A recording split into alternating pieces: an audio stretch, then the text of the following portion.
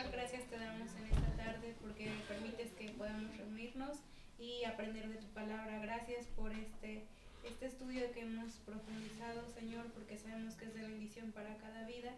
Y, Señor, te pedimos que en todo momento, Padre, podamos de alguna forma agradarte y cada día conocer más de ti.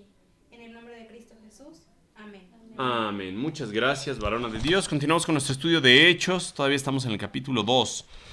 Recordemos que aquí pasó un evento bien interesante. Estaban los judíos en la fiesta de Pentecostés, la fiesta que ellos celebran, una fiesta instituida por Dios, 50 días después de la Pascua. Y Dios manda el Espíritu Santo. Entonces Jesús muere un domingo. Los creyentes se mantienen reunidos ahí en Jerusalén, esperando la llegada del Espíritu Santo. Y de repente Dios les manda el Espíritu Santo, fuerte viento que se escuchó, la gente queda pasmada así por todo el sonido que se presentó, y después los que estaban ahí reunidos se empezaron a comunicar con los demás en otros idiomas. Recordemos lo que ya dijimos, esos idiomas fueron lenguas que la gente entendía, no fue un balbuceo, no fue un sonido extático así de raro, no fue un sonido de voces angelicales, fueron lenguas que entendían las personas que se habían reunido de Media, de Persia, de Parta, de Elam, de Frigia, de Capadocia, de diferentes lugares se habían reunido y escuchaban a los demás hablar en esos idiomas. Entonces la gente estaba confusa, estaba maravillada por estas señales. Y de repente ya con el grupo de los apóstoles y los otros seguidores de Jesús que estaban ahí reunidos, pues se levanta Pedro y se dirige a la multitud. Y les dice: pueblo de Israel, escucha. Dios públicamente aprobó a Jesús de Nazaret al hacer milagros poderosos, maravillas y señales por medio de él, como ustedes bien lo saben.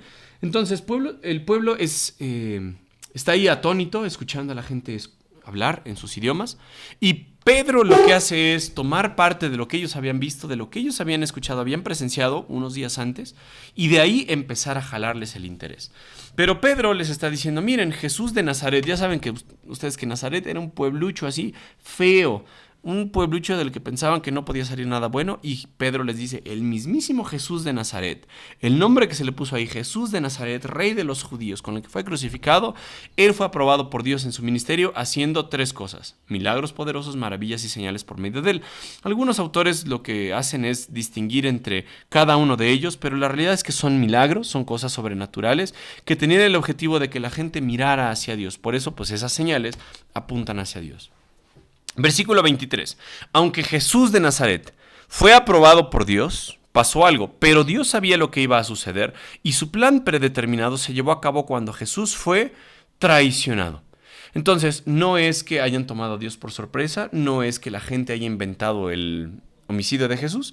Dios ya lo había planeado desde antes de la fundación del mundo. Ustedes ya sabían que el Cordero de Dios fue planeado que muriera para salvación de la humanidad.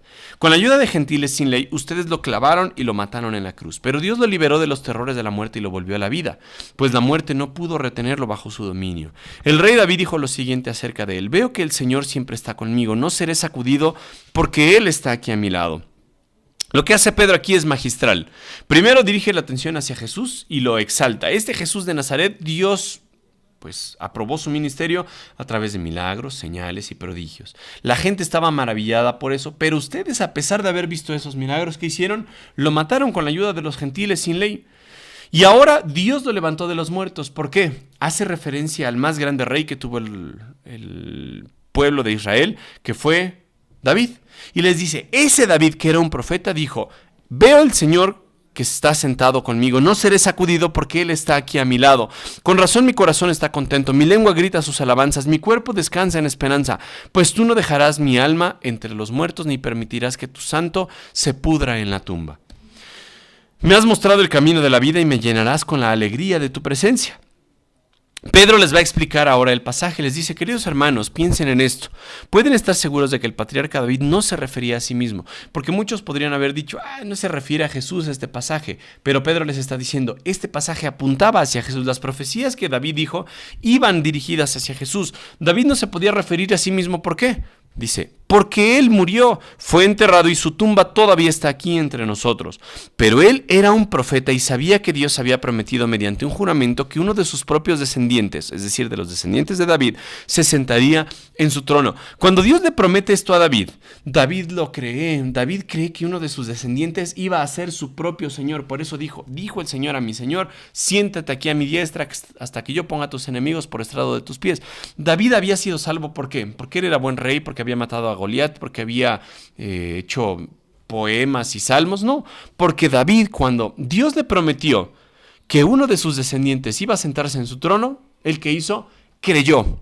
Él creyó que en algún momento uno de sus descendientes, que iba a ser el Mesías, se iba a sentar en su trono e iba a ocupar el reino para siempre. Por eso sabemos que David era salvo, como lo decíamos hace rato en el sermón. Dios le había prometido mediante un juramento que uno de los propios descendientes de David se sentaría en su trono. David estaba mirando hacia el futuro, les dice Pedro, y hablaba de la resurrección del Mesías. Él decía que Dios no lo dejaría entre los muertos ni permitiría que su cuerpo se pudriera en la tumba. Dios levantó a Jesús de los muertos y de todo esto nosotros somos testigos. Es decir, ustedes lo mataron, les dice Pedro, ustedes con la ayuda de los gentiles sin ley, a pesar de haber visto los señales, los prodigios, los milagros, todo lo que Jesús hizo, ustedes lo mataron.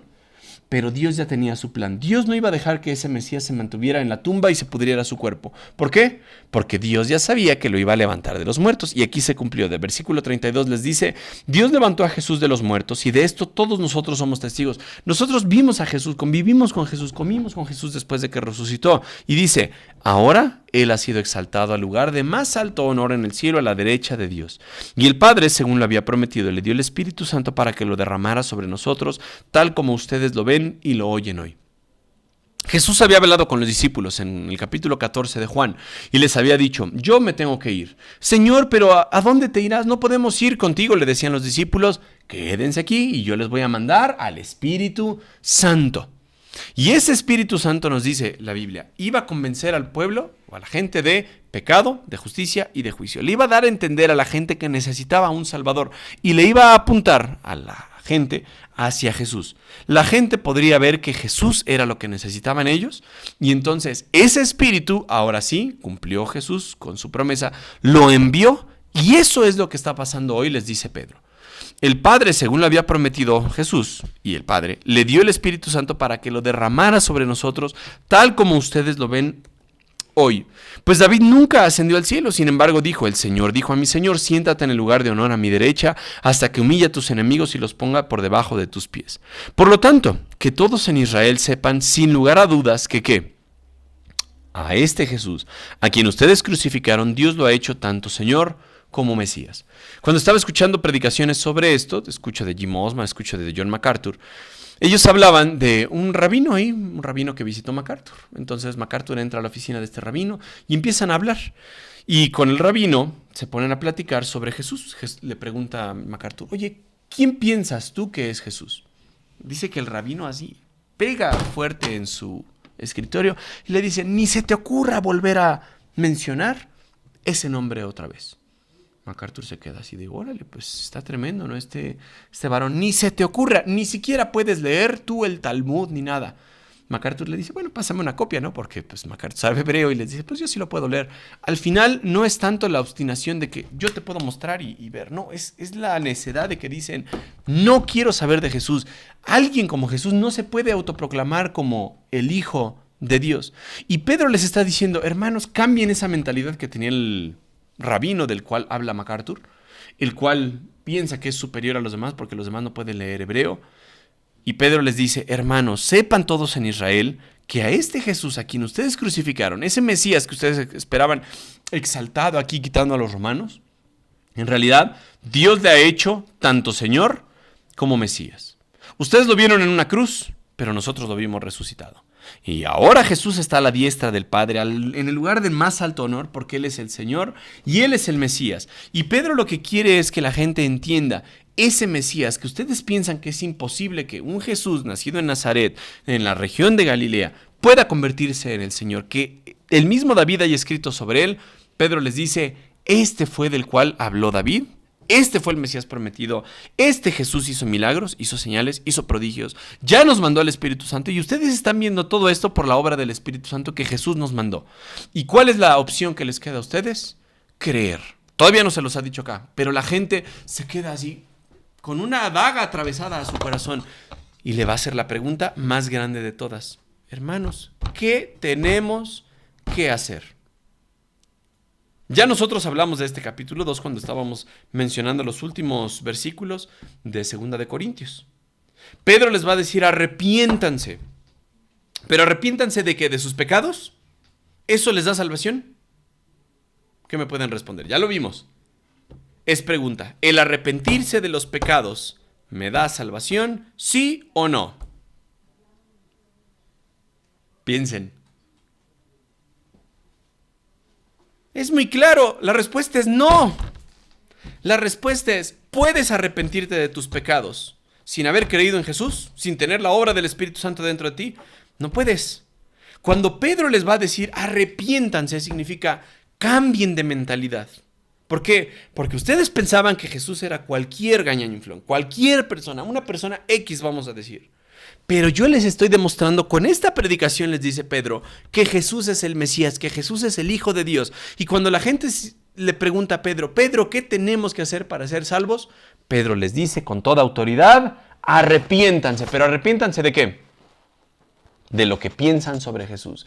Cambien su mentalidad total de pensar que solo era un carpintero, que era un buen maestro, que era un buen profeta, y les dice, ustedes crean que Él es el Hijo de Dios, que murió según el plan de Dios, que resucitó según el plan de Dios, con el poder de Dios ascendió al cielo, ahora está sentado a la diestra de Dios, ya mandó al Espíritu Santo, y Él es de quien profetizó David.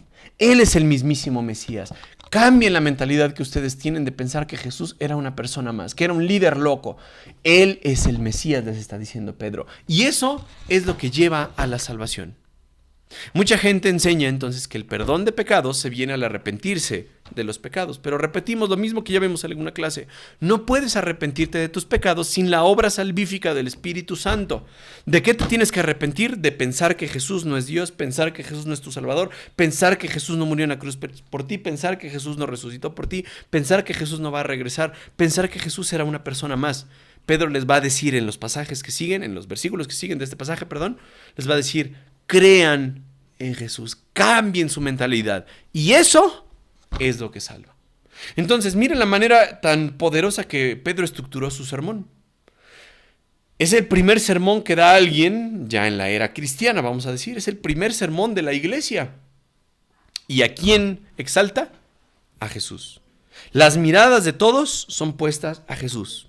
Y entonces la gente, cuando entiende lo que hicieron con Jesús, nos dice la Biblia que quedaron atónitos, quedaron maravillados y dijeron, Pedro, hermanos, ¿qué tenemos que hacer ahora? Vamos a hablar de eso del arrepentimiento y vamos a hablar del bautizo, porque algunas personas dirían, según lo que dice Pedro, hay que bautizarse. Vamos a ver qué es lo que dice, primero Dios, la otra semana. Julie, ya que usted nos hace el honor de estar aquí, ¿nos puede despedir en oración, por favor? Padre, te agradecemos en esta hermosa tarde, Señor, por tus bendiciones. Te damos infinitas gracias por tu palabra. También te damos gracias por la salvación que nos has dado por medio del sacrificio de nuestro Señor Jesucristo en la cruz, por su muerte y resurrección. Te agradecemos también porque el Espíritu Santo mora en nosotros y te pedimos que tú nos ayudes a vivir vidas que honren y glorifiquen tu nombre. En el nombre de Jesús. Amén. Amén.